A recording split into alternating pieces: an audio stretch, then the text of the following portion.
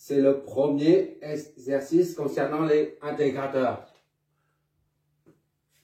Un petit rappel pour un dérivateur. On a la tension, il s'agit de déterminer la tension sortie de l'intégrateur, d'accord? En sachant que la tension d'entrée, attaquant là, elle est sous forme d'une fonction sinusoïdale, d'accord? Un petit rappel ici, c'est pour un dérivateur, on a la tension de sortie qui est comme ça là, moins RC fois dVt sur VT, d'accord? Moins RC fois VT prime. Ou VT prime, c'est la tension au bord du condensateur, du circuit dérivateur. Dans le cas présent, on a un intégrateur. La formule d'un intégrateur, c'est, on a établi tout ça pendant les deux premières vidéos. Moins 1 sur RC VT dt. Voilà. Ça, c'est dérivateur. Et ça, c'est intégrateur. Nous, ce qui nous intéresse, c'est ça. D'accord? C'était juste un rappel. Il suffit de regarder les deux premières vidéos. Les formules appliquées. Ça s'appelle. Bon, ici, c'est l'intégrateur. On applique la deuxième formule. Moins 1 sur RC fois l'intégrale de la tension d'entrée différentielle. Voilà.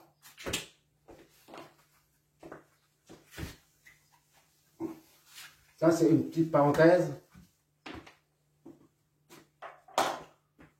Bon, maintenant, RC, il suffit d'appliquer la formule pour trouver la tension de sortie. Parce que là, c'est un circuit intégrateur de base qui est constitué de trois composants. Primo, AOP, deuxièmement, c'est le condo qui se trouve en parallèle avec l'AOP. Et troisièmement, c'est la résistance attaquant, c'est-à-dire qui se trouve à l'entrée inverseuse, qui est le pôle négatif de l'AOP. Maintenant, il suffit de remplacer RC là-dedans, et puis la tension, pour trouver la tension de sortie. C'est tout, en fait.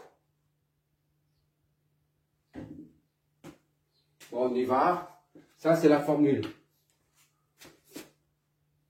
fondamentale pour un... C'est pas si fondamental que ça. VA est égal à... Je vérifie si on voit. Toujours, je l'espère. Ok. Ok, on voit toujours.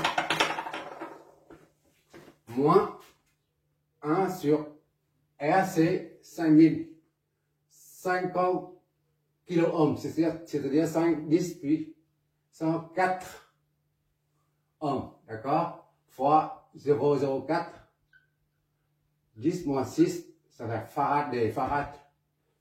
Le taux multiplié par l'intégrale de VNT. VNT, c'est 10 puissance moins 3 sinus de 50t dt. Voilà. Qu'est-ce que ça me donne? Hop là. 1 sur 50 moins 4, 0,04, 10 moins 6, ça me donne 500.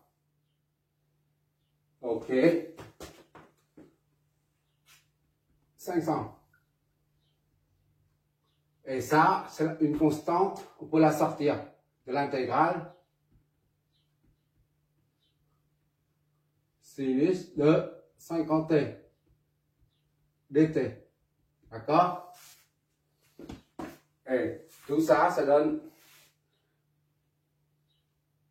5 vers t égale à 5 intégrale de sinus 50t dt. D'accord?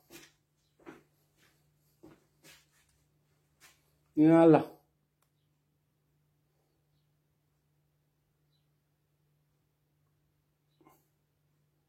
D'accord? 5. Un petit rappel concernant les intégrales des fonctions trigonométriques.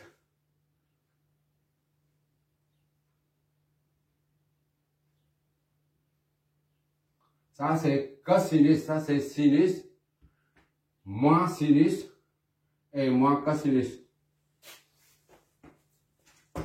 Avec intégrale de sinus AX est égal à moins. On n'a pas besoin de ça. On n'a pas besoin de ça. Parce qu'on a déjà le cercle. Ça, c'est pour dériver. Dérivation. Oui, et ça, c'est. Dans le sens horaire, c'est dérivé. Dans le sens. Ça, c'est un petit. Ce sont des petites astuces. Hein, pour se passer des formules. On va quand même pas apprendre par que les formules. Ça c'est primitive. Pour trouver la primitive, c'est-à-dire lorsqu'on fait l'intégrale, on cherche la primitive. Voilà, sinus, ici, là, on intègre, c'est-à-dire on cherche, on doit trouver la primitive. On va dans le sens anti-horaire, on tombe alors sur moins cosinus, d'accord? Pour une intégrale d'une fonction trigo, de AX, on a moins 1 sur A. D'accord? Pour un dérivé de AX, un dérivé, on a de AX, c'est-à-dire AX, on a A. Un dérivé, on garde tel quel. Tandis que pour une intégrale, on passe ça en dessous. Bon, ici, pour appliquer à ça, VAT est égal à 5 fois sinus de 50. Ça devient moins que sinus, d'accord? Déjà, c'est le A là. Il faut mettre A, c'est 50. Moins 1 sur 50, d'accord? Fois la fonction qui est dérivée, c'est-à-dire, là, le A, il est là. D'accord? On met en dessous. Et maintenant, fois la fonction qui est dérivée, c'est-à-dire moins cosinus de ça. Moins cosinus de 50t. D'accord?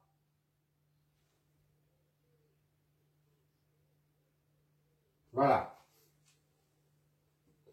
Puisqu'on fait une intégrale, on met une constante. Voilà. Je fais pas de bêtises, j'espère. Là, il y a un moins, d'accord? Il y a un moins ici. J'ai oublié tout à l'heure. C'est un moins, moins, moins. Voilà. Maintenant, il suffit de développer ça. V out t est égal à moins 5 sur moins et moins, ça fait plus. Plus 5 sur 50 cosinus de 50t. D'accord? Moins 5k. 1. On pose. K est égal à moins 5k1. D'accord?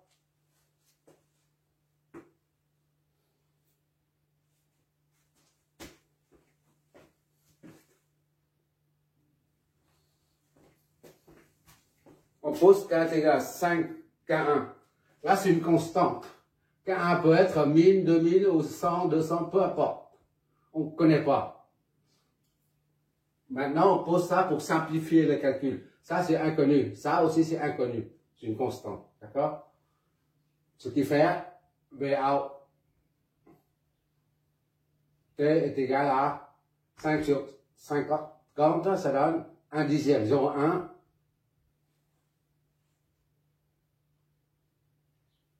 cosinus 50t moins k. D'accord?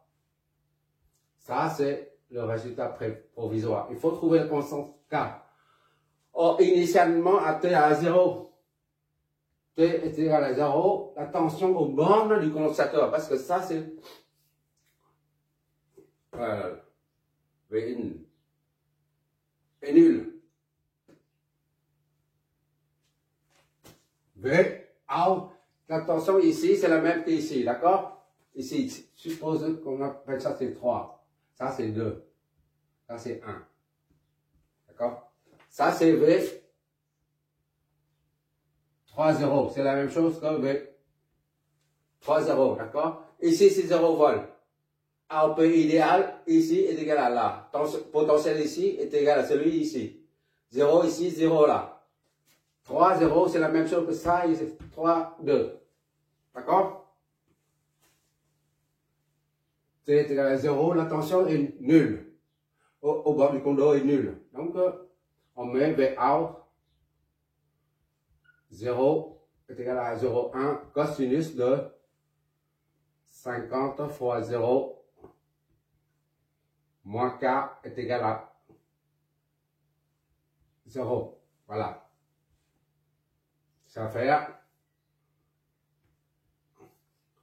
0,1 fois cosinus de 0, c'est 1. Moins k est égal à 0. K est égal à 0,1, c'est 1 dixième. Voilà.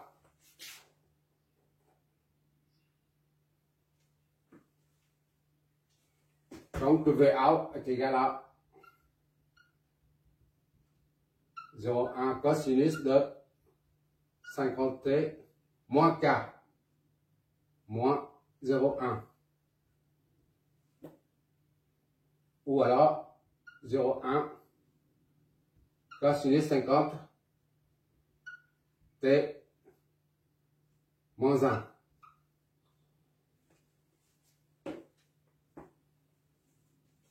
C'est V out.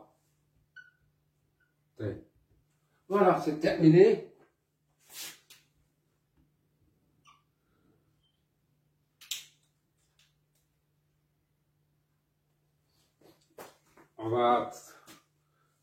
On va interpréter ça et par rapport à la tension d'entrée. La tension d'entrée, c'est ça, et la tension de sortie. Ça, c'est en volts. On va essayer d'interpréter ça. C'est plus long.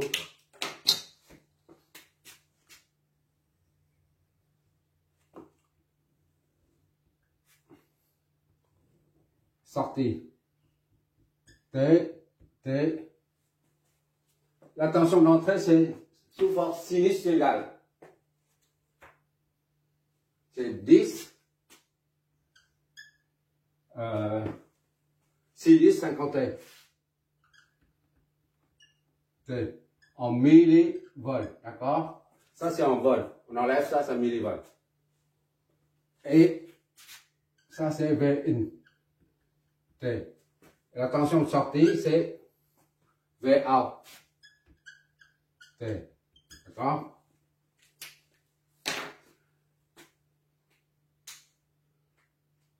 Le sinus, est là, il va comme ça.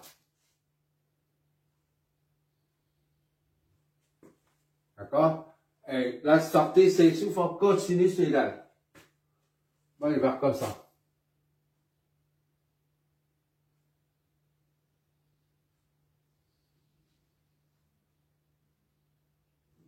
Voilà.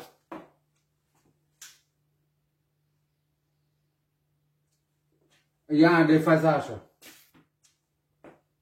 de 90 degrés. C'est normal parce que c'est le conducteur qui génère le déphasage.